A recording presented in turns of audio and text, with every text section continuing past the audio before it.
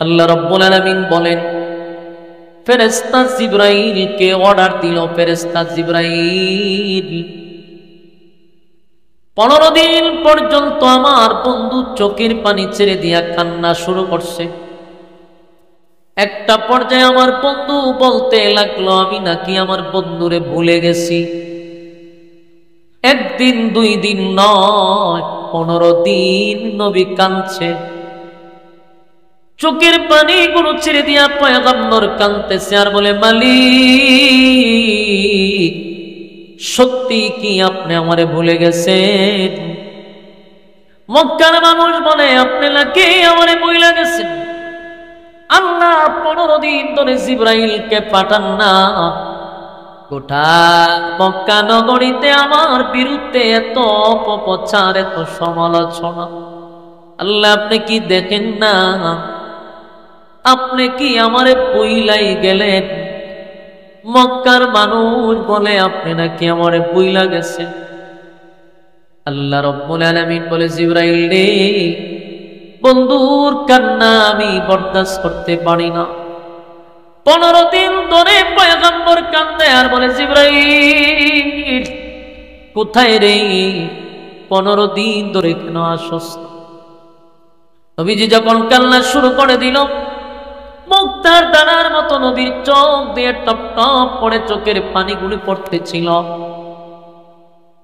একটা পর্যায়ে নবী একদিন তাকায়া দেখে, 15 দিন পরে নবী তাকায়া দেখে জিবরাইল আসমান থেকে নামতেছে।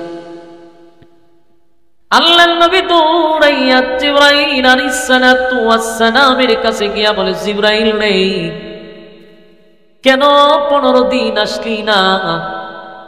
জিবরাইল কো, হুজুর একটা সূরা নিয়ে আসছি। আল্লাহর নবী বলেন, আমি আগে জানতে চাই, ও জিবরাইল কেন 15 দিন আসলি না? জিবরাইল বলে, হুজুর আমি আসতে চাই, কিন্তু আমার মালিক আমারে আসতে দেয় না। তখন আল্লাহর নবী বলেন, তাহলে কি মক্কার মানুষ বলে আমার আল্লাহ আমারে ভুইলা গেছে?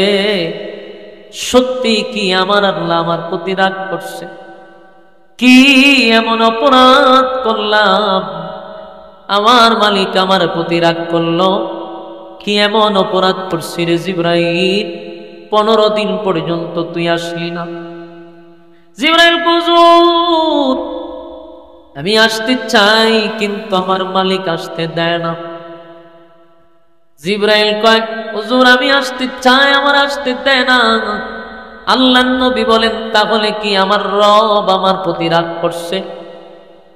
জিবরাইল কয়, হুজুর না, আপনার প্রতি আপনার রব রাগ করে নাকি, কিন্তু একটা বিষয় আল্লাহর পছন্দ লাগে না।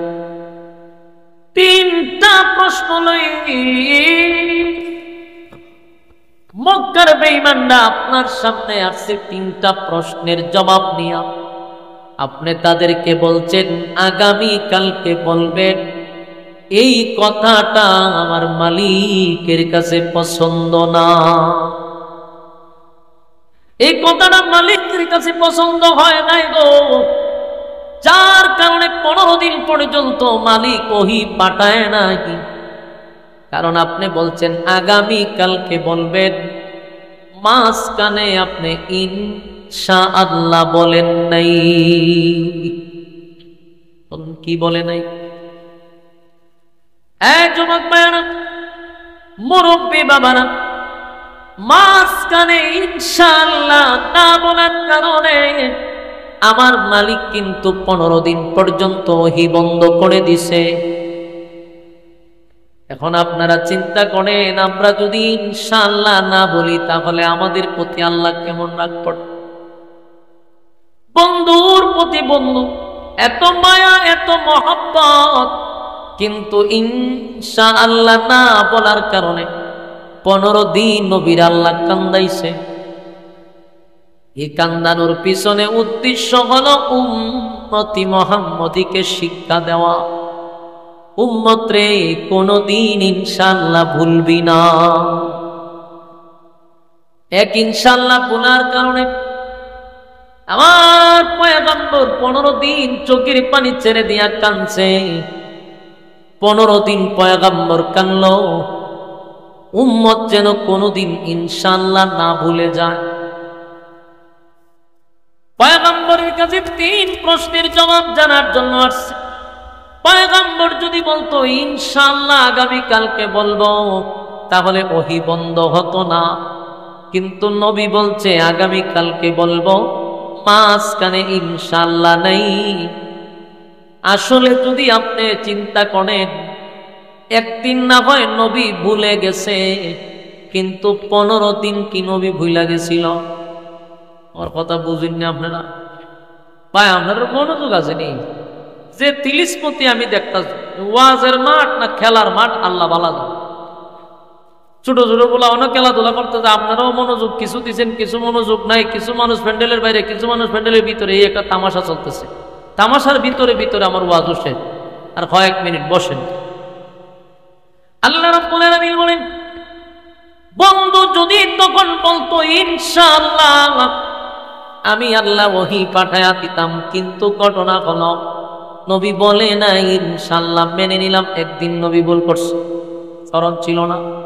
কিন্তু প্রশ্ন হলো নবী কি 15 দিনই ভুলে গেছে?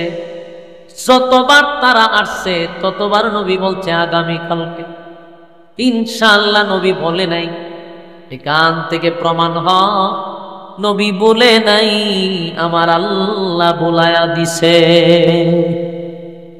বলেন নবী বলছে না আল্লাহ বলায়া দিছে?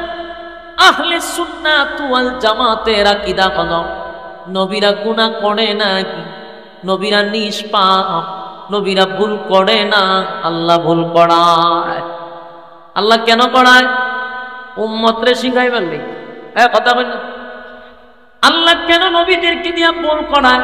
ভুল যদি নবীরা না করে উম্মত শিখবে কোথা থেকে? তাই আল্লাহ নবীরে ইনশাআল্লাহ বুলায়া দিছে। 15 দিন নবী ইনশাআল্লাহ বলে নাই, আল্লাহ বুলায়া দিছে উম্মত যেন কোনোদিন ইনশাআল্লাহ না ভুলে।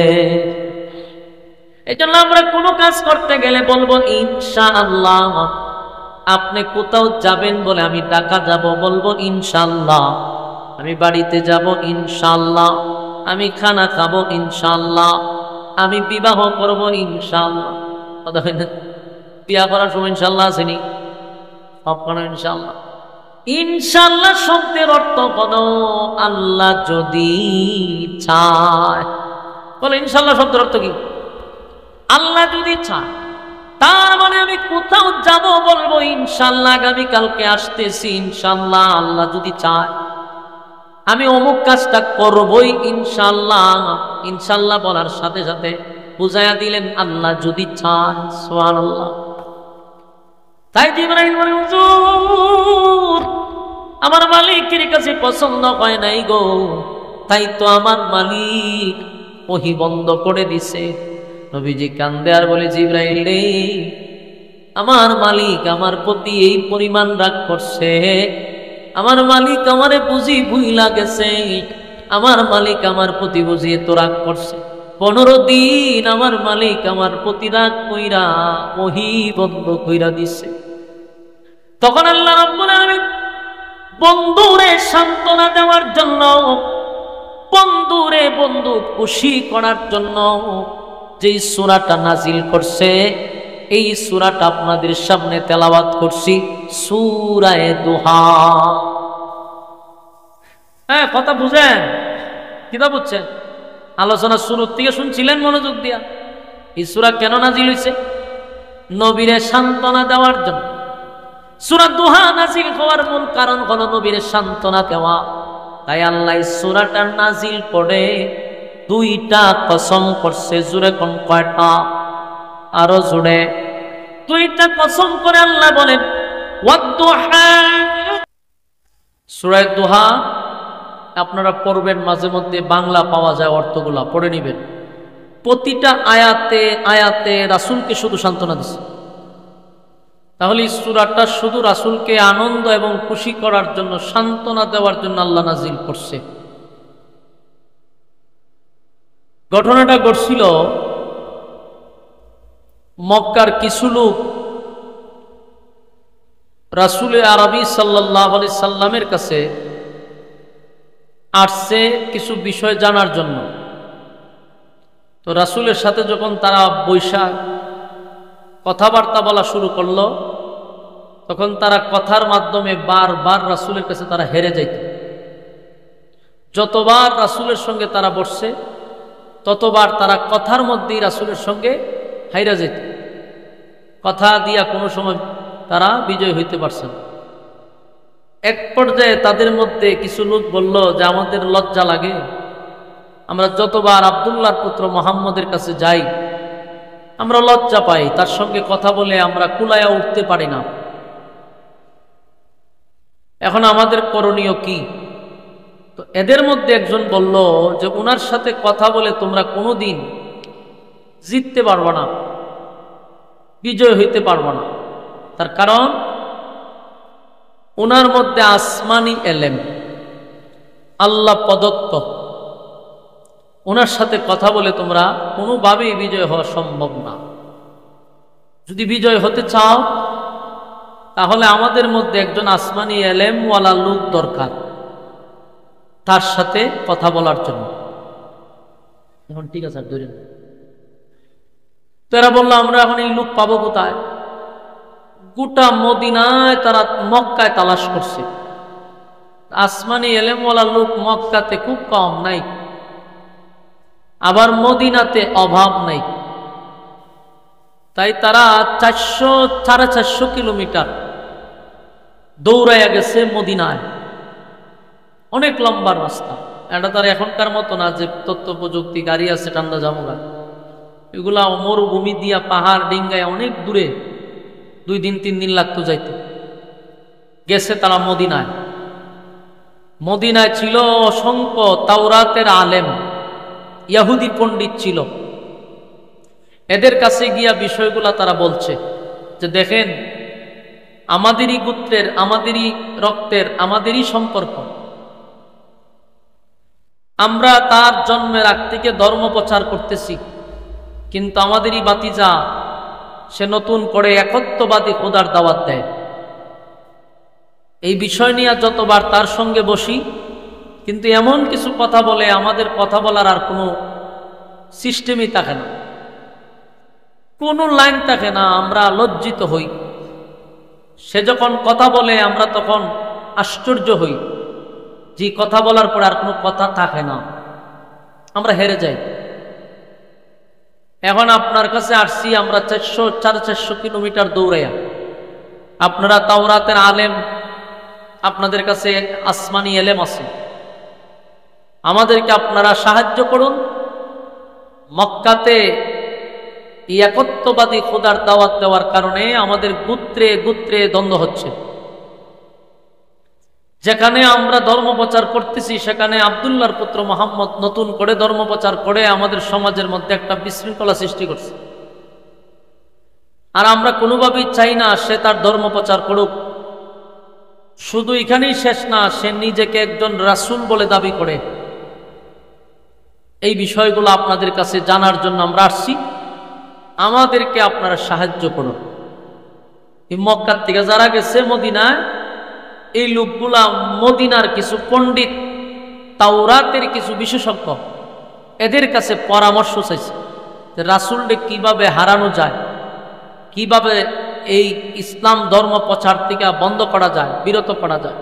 এটার পরামর্শ লেগে আইছে 400 কিলোমিটার দৌড়াইয়া। তাওরাতের বিজ্ঞ পণ্ডিতরা তাদের কাছ থেকে কিছু তত্ত্ব নিল। 1 নম্বর তত্ত্ব, তাওরাতের আলেমরা জিজ্ঞাসা করতেছে তোমরা যার ব্যাপারে কথা বলতেছ তার জন্ম কি কুরাইশ বংশে হয়েছে? সবাই বলল হ্যাঁ, কুরাইশ বংশে জন্ম হয়েছে। তার দাদা কি বাইতুল্লাহর মুতাওয়াল্লি ছিল? বলে হ্যাঁ, মুতাওয়াল্লি ছিল। তার বাবার নাম কি আব্দুল্লাহ ছিল? বলে হ্যাঁ, আব্দুল্লাহ ছিল। মার নাম কি আমেনা ছিল? বলে হ্যাঁ, আমেনা ছিল। বর্তমানে আবু তালেবের তত্ত্বাবধানে আছে? বলে হ্যাঁ। একের পর এক যখন তাওরাতের আলেমরাই বর্ণনা শুরু করছে, মক্কার মানুষ আশ্চর্য হয়ে গেছে যে আমরা তো কিছুই বললাম না। তারা তো দেখা যায় আমাদের চেয়ে বেশি মুহাম্মদের ব্যাপারে জানে, এটা তারা আশ্চর্য হয়েছে। ঘটনা কি, আপনাদের এলাকায় কি আসছিল নাকি? তাওরাতের আলেমরা বলল যে তোমরা যার ব্যাপারে কথা বলতেছো আমরা তার অপেক্ষায় ছিলাম। আপনার এলাকা সুবহানাল্লাহ থাকলে কইতে পারে, লক্ষণে কয় না যে আপনারা সুবহানাল্লাহ পর্যন্ত শিখছেন। কোন না কোন জায়গায় কোনটা বলতেই লক্ষণে বলে না যে আপনারা এগুলো শিখছেন, এরপরে এগুলো মাঝে মধ্যে বইলেন। তাওরাতের আলেমরা রাত দিন অক্লান্ত পরিশ্রম করে এইগুলা রিসার্চ করছে। মক্কার মানুষ বর্ণনা করার আগে এরাই বর্ণনা করা শুরু করছে। এই বিষয়টা মক্কাবাসীর কাছে একটা আশ্চর্য লাগছে যে ঘটনাটা কি, কিছুই বললাম না, আমরা সে বেশি জানে। তখন বলল যে আমরা যে তাওরাত পড়ি, তাওরাতের পৃষ্ঠায় পৃষ্ঠায় আব্দুল্লাহর পুত্র মুহাম্মদের নাম আছে। তোমরা যে তত্ত্ব দিছো যদি আমাদের তত্ত্ব সঠিক হয় তাহলে আমি তোমাদেরকে পরামর্শ দিব, তোমরা তাকে আল্লাহর নবী হিসাবে, রাসূল হিসাবে তোমরা মেনে নাও। সুবহানাল্লাহ। এরার তো মেজাজ গেছে গরম হইয়া। আমরা 450 কিলোমিটার দৌড়ায় আসছি এটার একটা সমাধানের জন্য, আর উনি আমাদেরকে উল্টা বলতেছে যে আপনারা কালেমা পড়ে ঈমান আনেন। আমরা তো আপনার কাছে এই জন্য আসি নাই, তো তোমরা কেন আসছো? আমরা আসছি তার সাথে আমরা কথা বলে কোনোভাবেই বিজয় হতে পারি না। আমাদের ধর্ম প্রচার বন্ধ, তার ধর্ম প্রচার শুরু হয়েছে। সমাজের মধ্যে বিশৃঙ্খলা সৃষ্টি হয়েছে, গোত্রে গোত্রে মারামারি সৃষ্টি হয়েছে, ছেলে এবং বাবার মধ্যে ঝগড়া সৃষ্টি হয়েছে। আমরা এগুলো বন্ধ করতে চাই। তাওরাতের আলেম বলল, শোনো, আমরা মদিনার থেকে মক্কায় গিয়া তার সাথে কথা বলতে পারবো না, কারণ পৃথিবীর এমন কোনো মানুষ নাই তার সাথে কথা বলে বিজয় হতে পারবে। সুতরাং আমরা তোমাদেরকে এতটুকু বলতে পারবো, তোমরা তাকে 3টা প্রশ্ন করবা। 3 প্রশ্নের জবাব যদি সে দিতে পারে তোমরা তার হাতে কালেমা পড়ে ঈমান আনবা এবং বুঝে নিবা উনি আল্লাহর পয়গম্বর, এতে কোনো সন্দেহ নাই। 3 প্রশ্নের জবাব যদি না দিতে পারে তাহলে সেক্ষেত্রে তোমরা তাকে মানার কোনো দরকার নাই, তার সাথে তোমরা যুদ্ধ করতে পারো। কারণ যদি নবী না হয় আর 3 প্রশ্নের জবাব দিলে 100% উনি আল্লাহর পয়গম্বর, তোমরা কালেমা পড়ে নিও। মক্কার মানুষ বেশি একটা সুবিধা করতে পারছে না তাওরাতের পণ্ডিতদের সাথে, ব্যর্থ হইয়া মন খারাপ করে চলে আসছে মক্কায়। মক্কায় তারা বসে আবার পরামর্শ করলো কি করা যায়, আমরা তো গেলাম মদিনায়, কিন্তু আমাদের চেয়ে বেশি তো তারা জানে। তখন বলল যে ঠিক আছে, দেখি না আমরা 3টা প্রশ্ন করে, যদি জবাব দিতে পারে তাহলে তো আমরা বুঝে নিব যে সে সত্য, আর যদি জবাব না দিতে পারে তাহলে আমাদের যা করণীয় আমরা তা করব। এই 8-10 জন লোক রাসূলের কাছে গেছে, গিয়া বলল যে আব্দুল্লাহর পুত্র মুহাম্মদ, শোনো, তুমি আমাদেরই বাতিজা, আমাদেরই বংশের, আমাদেরই রক্তের, তোমার সাথে আমরা ঝগড়া করতে চাই না, সম্পর্ক নষ্ট করতেও চাই না, আমরা তোমার সাথেই চলতে চাই। রাসূল তো খুব খুশি, কারণ যারা আসছে এগুলো মক্কা সব মাতা, বড় বড় লোক। তো আপনাদের জন্য আমি কি করতে পারি? মক্কার মানুষ বলল, আমরা তোমাকে 3টা প্রশ্ন করব, যদি জবাব দিতে পারো তাহলে তোমার কালেমা পড়ে আমরা ঈমান আনব। সুবহানাল্লাহ। রাসূল খুব খুশি। তারা রাসূলকে 3টা প্রশ্ন করছে। আল্লাহর রাসূল 3 প্রশ্ন শুনা বলছে, এই প্রশ্নের জবাব দিলেই তো আপনারা ঈমান আনবেন। বলে হ্যাঁ, ঠিক আছে, অসুবিধা নেই, আপনারা আগামীকালকে আসেন, আমি 3 প্রশ্নের জবাব দিয়ে দিব। তো সাথে সাথে বললেন না কেন? কারণ রাসূল ব্যক্তিগত কোনো কিছু বলতেন না, নিজের থেকে কোনো কিছু বলতেন না। আল্লাহ যা জানাইতো নবী তা জানাইতো। কথা কি বুঝতেছে? নবীজি ব্যক্তিগত নিজের পক্ষ থেকে কোনো কথা বলতেন না, আল্লাহ যা জানাইতেন নবী তা আমাদেরকে জানাইতেন। মক্কার সব লোকগুলা চলে গেছেন, ঠিক আছে আমরা কালকে আসবো। রাসূলের ধারণা ছিল, উদ্দেশ্য ছিল, সকালে জিবরাইল আসে, বিকালে জিবরাইল আসে, সন্ধ্যায় জিবরাইল আসে, এই 3 প্রশ্ন বইলা দিলে আমি 3 প্রশ্নের জবাব পাইলে তাদেরকে বলে দিব। কিন্তু ঘটনাক্রমে এদিন আর জিবরাইল আসে নাই, সারাদিন জিবরাইল আসে নাই, রাতেও জিবরাইল আসে নাই। পরের দিন আবার এই তিন প্রশ্নের জবাব শোনার জন্য মক্কার আবার 10-15 জন রাসূলের সামনে হাজির। বলল, গতকালকে আমাদেরকে বলছিলা তুমি প্রশ্নের জবাব দিবা, আমরা আসছি, আমাদের প্রশ্নের জবাব দিয়া দাও।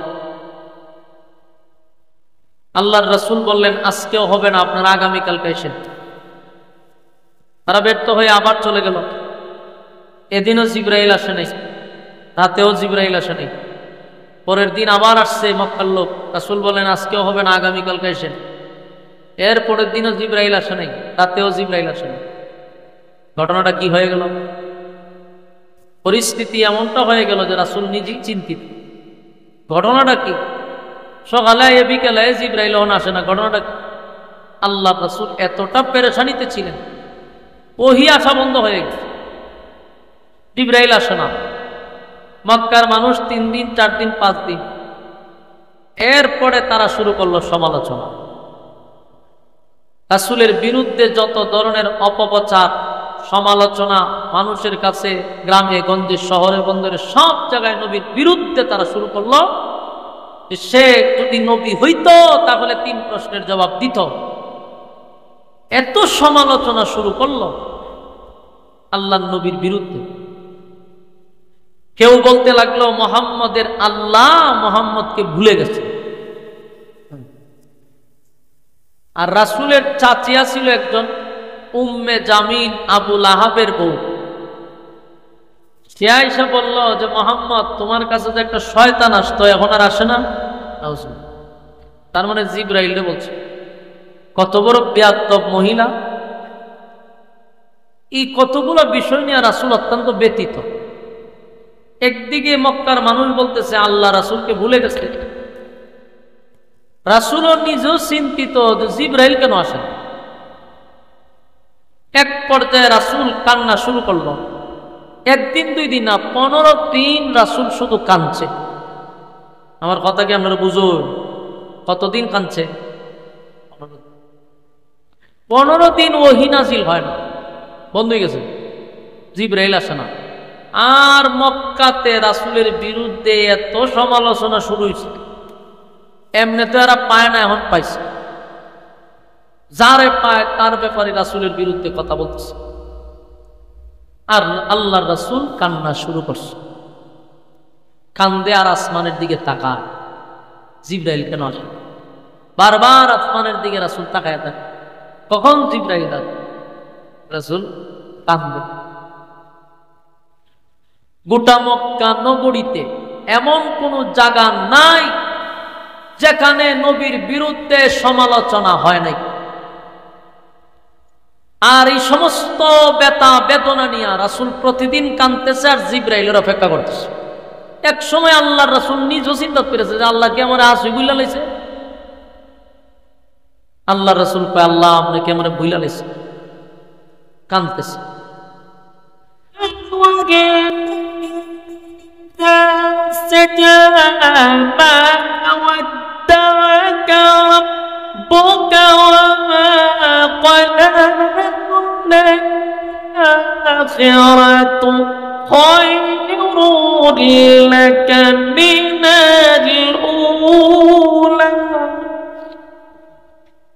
আল্লাহ বলেন ওয়াদুহা একটা কসম, ওয়াল্লাইলি ইযা সাজা দুইটা কসম। এখানে কসম কয় না, দুইটা কসমের দুইটা ব্যাখ্যা। প্রথম আল্লাহ বলছেন ওয়াদুহা,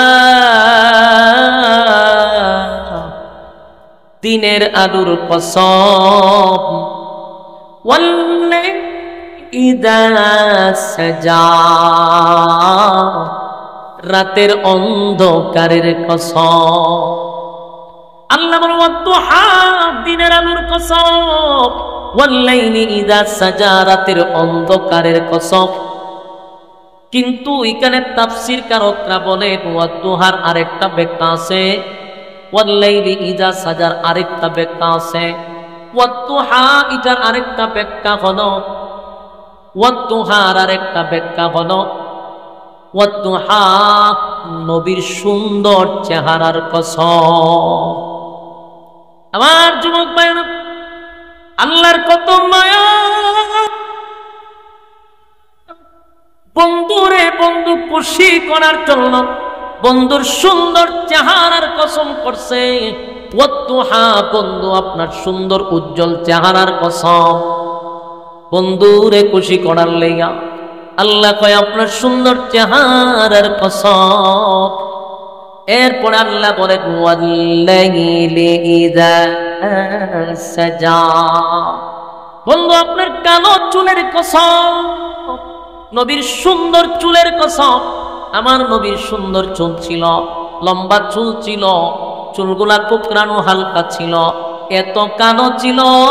আমার আল্লাহ বন্ধুর চুলের প্রশংসা করতে গিয়া কয় ওয়াল-লাইলি ইযা সাজা, আপনার কালো চুলের কসম। ওয়াদ-দুহা ওয়াল-লাইলি ইযা সাজা ربك وما قلى وللآخرة خير لك من الأولى ولسوف يعطيك ربك فترضى। আল্লাহ বলেন ওয়াদ-দুহা একটা কসম, ওয়াল-লাইলি ইযা সাজা আরেকটা কসম। কিন্তু ব্যাখ্যা দুই রকম, একটা কয় দিনের আলোর কসম, আরেকটা কয় নবীর সুন্দর চেহারার কসম। সুবহানাল্লাহ, নবীর সুন্দর উজ্জ্বল চেহারার কসম। ওয়াল-লাইলি ইযা সাজা, নবীর কালো চুলের কসম। তাহলে কয়টা কসম হইল? দুইটা কসম। এখানে প্রশ্ন হলো দুইটা কসম কেড়ে আল্লাহ কি বুঝাইতে চায়? কসম কেন দুইটা করলো? একটা হলো নবীর সুন্দর চেহারার কসম, কালো চুলের কসম। দুইটা কসম কেন আল্লাহ বলেন মা ওয়াদ্দাকা রাব্বুকা ওয়া মা ক্বালা ওয়াদ-দুহা ওয়াল-লাইলি ইযা সাজা মা ওয়াদ্দাকা রাব্বুকা ওয়া মা ক্বালা। বন্ধু আপনার চুলের কসম, সৌন্দর্যের কসম। মা ওয়াদ্দাকা রাব্বুকা ওয়া মা ক্বালা, আপনার রব আপনাকে ভুলে নাই। সুবহানাল্লাহ, কসম করলো কয়টা? কথা কয় না। কসম করে কি কয়? আপনার রব আপনারে ভুলে নাই, আপনার রব আপনার প্রতি অসন্তুষ্ট হয় নাই। তার মানে মক্কার মানুষ যে অপবাদ আপনার উপরে দিছে যে আমি আল্লাহ আপনারে ভুলে গেছি, এটা মিথ্যা। আমি আপনারে ভুলি নাই, আপনার প্রতি অসন্তুষ্ট হই নাই। আমি আপনাকে ভুলিও নাই, আপনার প্রতি অসন্তুষ্ট হই নাই। সুবহানাল্লাহ। যেন আল্লাহ বলেন ওয়াদ-দুহা ওয়াল-লাইলি ইযা সাজা মা ওয়াদ্দাকা রাব্বুকা ওয়া মা ক্বালা ওয়ালাল-আখিরাতু খায়রুল লাকা মিনাল উলা। বললো আপনি কষ্ট নিবেন না, আপনার রব আপনার চেহারার কসম করছে, আপনার রব আপনার কালো চুলের কসম করছে। দুইটা কসম করে আপনার রব বলতেছে মা ওয়াদ্দাকা রাব্বুকা ওয়া মা ক্বালা, আপনার রব আপনাকে ভুলে নাই, আপনার প্রতি আপনার রব অসন্তুষ্ট হয় নাই। এরপরে আল্লাহ বলেন ওয়ালাল-আখিরাতু খায়রুল লাকা মিনাল উলা। আপনার জন্য দুনিয়ার জমিনে যত নিয়ামত আপনাকে দিলাম গো নবী, আপনাকে যেই পরিমাণ নিয়ামত আমি দিছি কোটি কোটি কোটি গুণ বেশি আপনার জন্য আমি পরকালে বরাদ্দ রাখছি। আসিনি? সুবহানাল্লাহ। আপনার জন্য কোটি কোটি গুণ নিয়ামত আমি বরাদ্দ রাখছি। দুনিয়াতে আপনারে যা দিছি এর থেকে আপনার জন্য পরবর্তীতে আরো বেশি রাখছি। বলেন আখিরাতু খায়রুল লাকা মিনাল উলা। আপনাকে আমি যা দিছি এর থেকে বেশি আপনার জন্য বরাদ্দ রাখছি। এরপর আল্লাহ বলেন ওয়ালা সাউফা ইউতিকা রাব্বুকা ফাতারদা। আল্লাহ বলেন আপনার রব আপনাকে শীঘ্রই শীঘ্রই আপনাকে খুশি করবে, অচিরেই আপনাকে খুশি করবে। এখানে একটা বিষয় হলো আল্লাহ কেন বললেন ওয়ালা সাউফা ইউতিকা রাব্বুকা ফাতারদা। আল্লাহ কেন বললেন আপনাকে অচিরেই খুশি করব?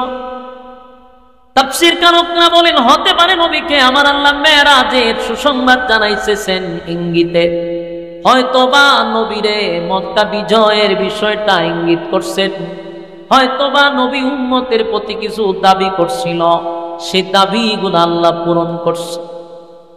সুবহানাল্লাহ।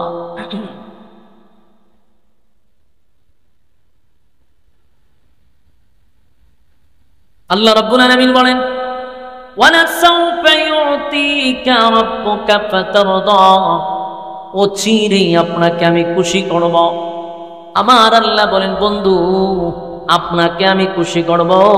এরপরে আল্লাহ বলেন, এরপরে রব্বি কারীম বলেন আলাম ইয়াজিদকা ইয়াতীমান ফাআওয়া। এখানে আল্লাহ নবীরে বুঝাইতেছে আপনি যে বললেন আপনার রব আপনাকে ভুলে গেছে গো, আমি জানতে চাই আলাম ইয়াজিদকা ইয়াতীমান ফাআওয়া। বন্ধু আপনি কি ইয়েতিম ছিলেন না? আমি আল্লাহ কি আপনার আশ্রয় দেই নাই? সুবহানাল্লাহ। এই যে প্রতিটা আয়াতের কথাগুলো একটু মনোযোগ দিয়ে শুনুন, তাহলে আপনি বুঝতে পারবেন আমার নবীরে আমার আল্লাহ কিভাবে সান্ত্বনা দিতেছে। অতীতের কিছু কথা শুনাইয়া, অতীতের কিছু কথা শুনাইয়া বন্ধুরে বন্ধু সান্ত্বনা দেয়।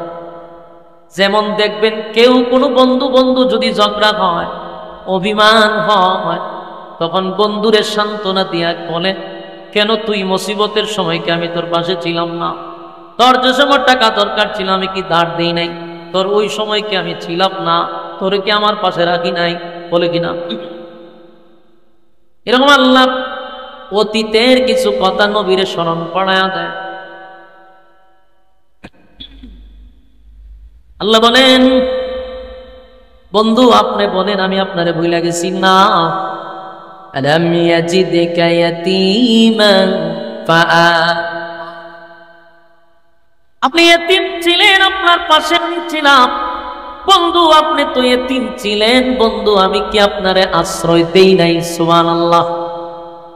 অতীতের কথা বন্ধুরে শোনায়ের পর আল্লাহ বলে ওয়াজাদাকা দাল্লান ফাহাদা। আপনি পথ হারা অবস্থায় ছিলেন, আমি আপনাকে পথ দেখাইয়া দিছি। কারণ যারা এতিম হয়, যাদের কেউ থাকে না, এরা কিন্তু প্রতিষ্ঠিত হতে পারে না। এরা বেশিরভাগ পথভ্রষ্ট হয়ে যায়। দেখবেন রাস্তাঘাটে কিছু পোলাপান আছে টুকায় অথবা কিশোর গ্যাংয়ের সাথে জড়িত। অধিকাংশ দেখবেন মা নাই বাবা নাই, তাদের গার্জিয়ান না থাকার কারণে এই ছোট ছোট বাচ্চাগুলি পথভ্রষ্ট হয়ে গেছে। আজকে তারা রাস্তার ধারে ধারে তারা দাঁড়ায় দাঁড়ায় মানুষের উপরে হামলা করে। কিশোর গ্যাং তৈরি হয়েছে। মোবাইল চুরির থেকে নিয়ে যত ধরনের নেশা মেশা আছে সব পিএইচডি করে বসে রয়েছে। 15 বছর 16 বছরের ফুলাবা। বাস্তব কইছি না বাস্তব? কিশোর গ্যাং নেশার জগতে এরা ঢুকে গেছে। অধিকাংশ বাচ্চা কাচ্চা গুলা দেখবেন মা নাই বাবা নাই, আত্মীয় স্বজন কেউ নাই। এই কারণে তারা প্রতিষ্ঠিত হতে পারে নাই, পথ হারা হয়ে গেছে। আল্লাহ বলে আপনি তো এতিম ছিলেন, কেউ ছিল না, তখন আপনার পাশে আমি ছিলাম। আপনি পথ পথ হারা অবস্থায় ছিলেন, আমি আল্লাহ আপনাকে পথ দেখায়া দিছি, আপনাকে পথ হারা হইতে আমি আল্লাহ দিই নাই। সুবহানাল্লাহ। ওয়াজাদাকা দাল্লান ফাহাদা, আমি আপনাকে রাস্তা দেখায়া দিছি। এরপর আল্লাহ বলেন ওয়াজাদাকা আইলান ফাগাদা, আল্লাহ বলেন বন্ধু আপনি কি গরিব ছিলেন না? আপনি তো গরিব ছিলেন, আপনি তো নিঃস্ব ছিলেন, আমি আল্লাহ আপনাকে ধনী বানাইছি। আমার যুবক ভাইরা, এক কথাটা সাধারণ নয় গো। আমার আল্লাহ স্পষ্ট বলে ওয়াজাদাকা ফাগাদা, এই কথাটা তাৎপর্য মারাত্মক। আল্লাহ বলেন আপনাকে আমি গরিব অবস্থায় পেয়েছি, নিঃস্ব অবস্থায় পেয়েছি, আমি আপনাকে ধনী বানাইছি। এই কথাটা আমাদের মাইন্ডে সেট আপ করে নেওয়া দরকার যে আমার নবী ধনী ছিল, ধনী ছিল, ধনী ছিল, সারা জীবন শুধু ওয়াজ শুনছেন, নবীর পেটে পাথর ছিল, নবী গরিব ছিল। এই ওয়াজ শুনতে শুনতে এদেশের মুসলমান এটা ভুলেই গেছে আমার নবী যে দেশের রাষ্ট্রনায়ক ছিল। বুঝলা গেছে আমাদের দেশের কিছু কাঠ মৌলবী, আমি কাঠ মৌলবী খুশি কারণে কারণ আছে, এই কাঠ মৌলবীদের কারণে আজকে নাস্তিকদের কথা আমাদের শুনতে হয়। কাঠ মৌলবীরা খানো তৈরা খালি নবীর ভেড়ো ভাত, নবী গরিব ছিল, এই ওয়াজ আর কত হুনাইবি পাবলিকরে। পরের পৃষ্ঠা পড়স না কেন? সারা জীবন খালি আগের পৃষ্ঠা পড়ছ, পরের পৃষ্ঠা পড়। আগের পৃষ্ঠা কইছে নবী গরিব, পরের পৃষ্ঠা যে নবী ধনী, কথা কস না কেন? হারাটা জীবন খালি নবীরে গরিব বানাইছে, ইসলামটার একেবারে 12টা বাজায় দিয়ে গেছে। কেন রে তুই পড়স না কেন? আল্লাহ কয় ওয়াজাদাকা আইলান ফাগাদা, নবী আপনি গরিব ছিলেন, ধনী বানাইছি। তো নবী ধনী ছিল এটা বলো না কেন? সারা জীবন ওয়াজ করে নবীর ভেড়ো ভাত, আর মানুষটি ইমোশনাল করে খান দেয়া মাটির গড়ায় ফলাইতে রাখছে। বেটা নবীর ভেড়ো তো ফাত্তর দেয়, তুই মাহফিলে গিয়া রুশ দিয়া খাস কেমনে? হ্যাঁ তুই গুনা খাস কিভাবে? তুই গরিব গুরুর কলিজা খাস কেমনে? ফালতু পতাকা। নবীর ভেড়ো ফাত্তর ছিল তো তোর মুখে দিয়ে বড় বড় রান ঢুকে কিভাবে? খান দেয়া গেছে একটু আগে ওয়াজ থেকে, নবীর ভেড়ো ফাত্তর হইয়া রুল ফলাইছে খান দেয়া, পরে গিয়ে রুশটা সামনে দে, এবার দুই আধা দুইরা ঠাইনা খায়। এগুলো হাইজলামি ছাড়া আর কিছু, তামাশা ছাড়া আর কিছু না। আমি রুষ্ট খাবো আবার ওয়াজ করবো নবী গরিব ছিল, সমস্ত ভাইসলাম। গরিব ছিল কথা তো মাইনা নিছি, হারা জীবন কি গরিবের ওয়াজ করতাম নি? আল্লাহ না কইছে নবী ধনী ছিল। এই ওয়াজে ক্ষতিটা কি হইছে আপনাদেরকে বলি, কাঠ মৌলবী বলার তো কারণ আছে, এমনি এমনি বলি নাই। এই ওয়াজ কইরা দেশের মানুষের ব্রেন এমন ওয়াজ করাইছে, নাস্তিক পাড়ায় এই ওয়াজ মুখস্থ। 2025 সালে যদি আজকে কোনো আলেম নেতৃত্ব দিতে যায়, চেয়ারম্যান হোক, এমপি হোক, কেউ যদি দাঁড়াইতে যায়, ওই সুশীল সমাজ আর নাস্তিক পাড়ার লোকেরা তখন বলে হুজুর মানুষ আপনি থাকবেন মসজিদে, আপনি থাকবেন মাদ্রাসায়, আপনি কেন রাজনীতি করবেন? আমরারে বলে ওই কথা কেন বলছে? ওই যে হুজুরে কইছে ভেড়ো ভাত, তার মানে নবী এত কষ্ট করছে ভেড়ো ভাত করেছেন, আপনি কেন রাজনীতি করবেন? দিছিনি নাস্তিক পাড়ায় ওয়াজ মুখস্থ করাইয়া। এখন আলেমরা নেতৃত্ব দিতে গেলে আমরা এরা টিটকারি করে, আপনারা রাজনীতি কিনা বুঝেন? আপনারা রাজনীতি করবেন কেন? যদি সেই মৌলবী যদি ওয়াজ করতো, নবী দেশের রাষ্ট্রনায়ক ছিল, নবী দেশের প্রেসিডেন্ট ছিল, ওর তো পৃথিবী নবী পরিচালনা করছে। কিরে এই ওয়াজ করস না কেন? কারণ এই ওয়াজ করলে তো নাস্তিকরা এই কথা বলার সাহস পেত না যে আলেমরা রাজনীতি শিখছে স্বয়ং রাসূলুল্লাহর কাছ থেকে। কোন নেতায় কোন খেতায় যদি আলেমদেরকে জিজ্ঞাসা করে রাজনীতি পাইছেন কই, বলে আমি রাজনীতি পাইছি রাসূলের কাছ থেকে, আমি রাজনীতি শিখছি রাসূলের কাছ থেকে। আমার প্রশ্ন জাগে তুই কোথা থেকে রাজনীতি শিখছস? আমারও যদি বলে আপনি কোথা থেকে শিখছেন, আমি তো বলবো রাসূল থেকে শিখছি। এখন প্রশ্ন হলো তুই কার নাম বলবি? কম তোর তো কোনো সুযোগ নাই, হয় বলবি ফেরাউনের থেকে, আর না হয় বলবি নমরুদ থেকে, না হয় বলবি আবু জাহেলের থেকে। এছাড়া তোদের লিডারকে আমার বল, তোদের লিডার। তোর রাজনীতি ফেরাউনের রাজনীতি, তোদের রাজনীতি নমরুদের রাজনীতি, তোদের রাজনীতি আবু জাহেলের রাজনীতি। কারণ ফেরাউনেরও খাসলত ছিল মানুষকে হত্যা করা, তোদেরও খাসলত মানুষ হত্যা করা। নমরুদের খাসলত ছিল মানুষকে গুম হত্যা করা, তোদেরও খাসলত হলো মানুষকে গুম হত্যা করা।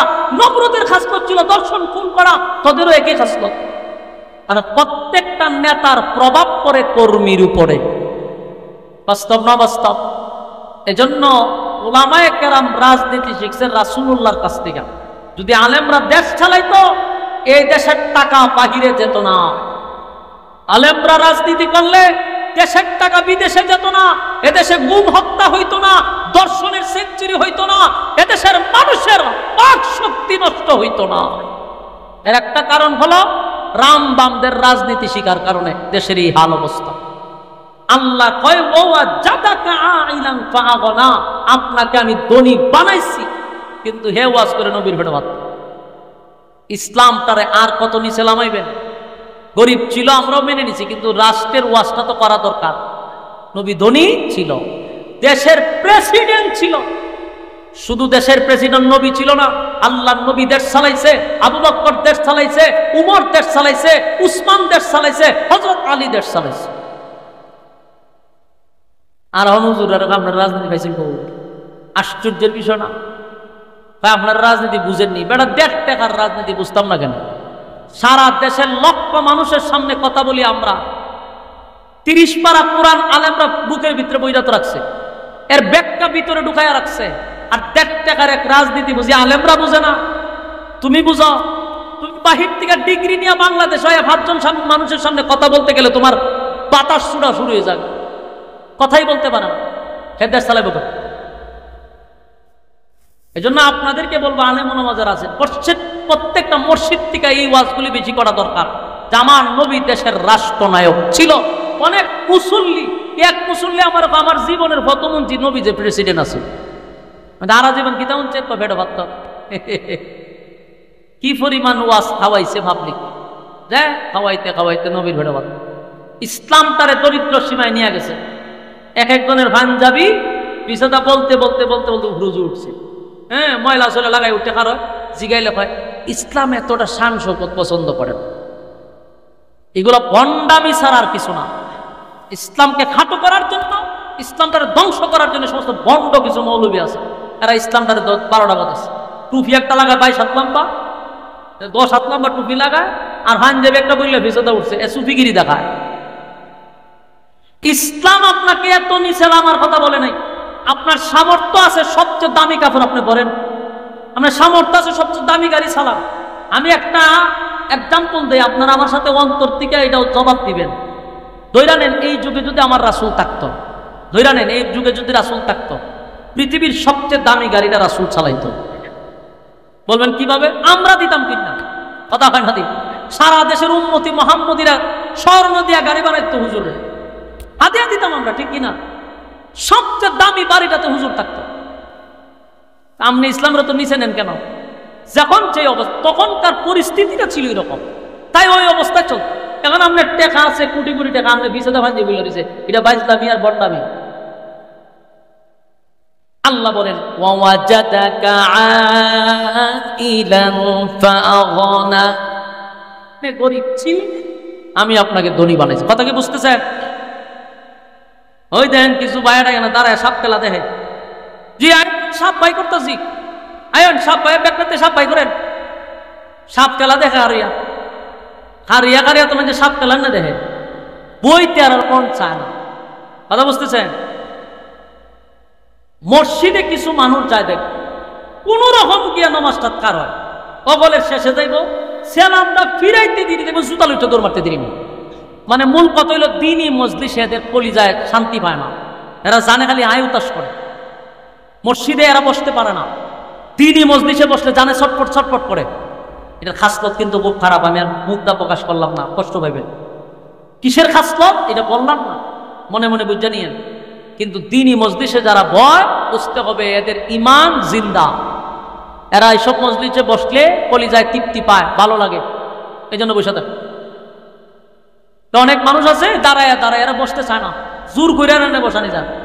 আল্লাহ এদেরকে হেদায়েত দান করুক। আমি আল্লাহ বলেন ووجدك عائلا فأغنى আপনি গরিব ছিলেন আমি আপনাকে ধনী বানাইছি সুবহানাল্লাহ এরপর আল্লাহ বলেন فأما اليتيم فلا تقهر কাজেই আপনি যেহেতু ইয়েতিম ছিলেনই আপনি ইয়েতিমের প্রতি এত কঠোর হইয়েন না আল্লাহ নবীর আল্লাহ বুঝাইতেছে যে ইয়েতিমের প্রতি কি হইয়েন না কথা কয় না আমার যুবক ভাইরা ইয়েতিমের প্রতি কঠোর না হওয়ার কথা আল্লাহ নিজেই নবীর নসিহত করতেছে যে আপনি ইয়েতিম ছিলেন আপনি ইয়েতিমের প্রতি কঠোর হইয়েন না তার মানে খালি নবীরই ওয়াজ করছে না কিয়ামত পর্যন্ত সমস্ত উম্মতি মুহাম্মদীর ওয়াজ করছে বুঝেই না কথা এটা কি নবীর ওয়াজ করছে না আমরাও করছে হ্যাঁ তার মানে আমি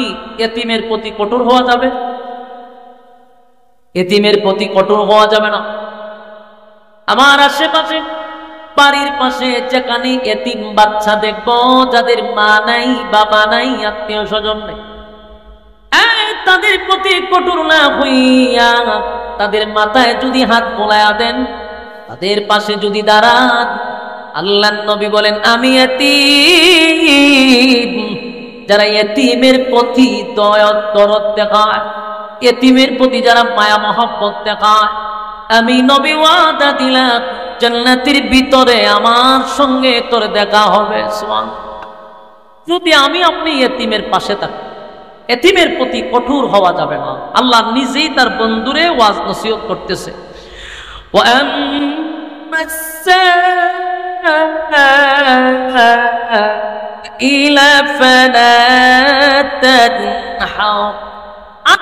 সাথে আপনি তিরস্কার করবেন না কেউ আজকে তো আমরা করা উচিত কোরআনের একটা মুজিজা হলো কোরআন নাজিল হয় তার বিশেষ কোনো কারণে কিন্তু হুকুম থাকে কিয়ামত পর্যন্ত তাই হুকুম আছে আমরাও এখান থেকে শিক্ষা গ্রহণ করতে হবে তিরস্কার করা যাবে না একজন মানুষ গরিব তারে নিয়ে আপনি তিরস্কার করতে পারেন না কারণ আপনার অতীত আপনি চিন্তা করুন আপনি কি ছিলেন কি হয়েছেন যারা অতীত ভুলে যায় এরা মানুষের কাতারে থাকে না অনেক মানুষ আছে দেখবেন আগে গরিব ছিল আগে খাইটা কাম কাজ করে খাইতো কিছু টাকা হয়েছে এখন আল্লাহ অবস্থান পরিবর্তন করেছে পিছনের সব কথা ভুলে গেছে তার আগের সহপাঠী যারা ছিল বন্ধু বান্ধব ছিল এদের সাথেও তার চলাফেরা বন্ধ হয়ে গেছে এগুলা করা যাবে না আল্লাহ তার বন্ধুরে বুঝাইতেছে মানুষের সাথে তিরস্কার করবেন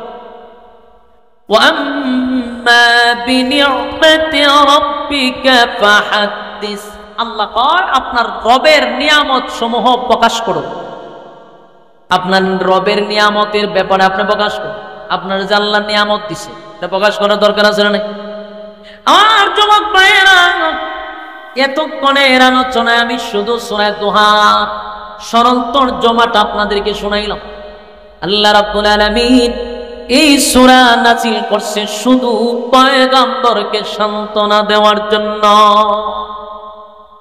এই সূরার দুইটা কসম প্রথম দিকে কসম করে বন্ধুরে বন্ধু সান্ত্বনা দিছে বন্ধু আপনার সুন্দর চেহারার কসম আপনার কালো চুলের কসম মা ওয়াদ্দাআকা রাব্বুকা ওয়া মা ক্বালা আপনার রব আপনারে ভুলে নাই আপনার রব আপনার প্রতি অসন্তুষ্ট হয় আপনার রব আপনাকে ভালোবাসে আগে যেমন ভালোবাসতো এর থেকে আরো বেশি ভালোবাসে সুবহানাল্লাহ এই সূরা তোহা আল্লাহ নাজিল করে বন্ধুরে সান্ত্বনা দিছে 15 দিন পরে ওহী নাজিল করছে এর একটা শিক্ষা আমাদেরকে দেওয়ার জন্য এটা হলো ইনশাআল্লাহ আপনারা কি ইনশাআল্লাহ বলবেন কারা কারা ইনশাআল্লাহ বলবেন না তুলেন যে কোনো কাজে আমরা বলবো ইনশাআল্লাহ কাজ করার আগে বলবো ইনশাআল্লাহ কোনো কাজ ইনশাআল্লাহ স্যার আমরা বলবো না ইনশাআল্লাহ আল্লাহ যদি চায় ইনশাআল্লাহ শব্দের অর্থ কি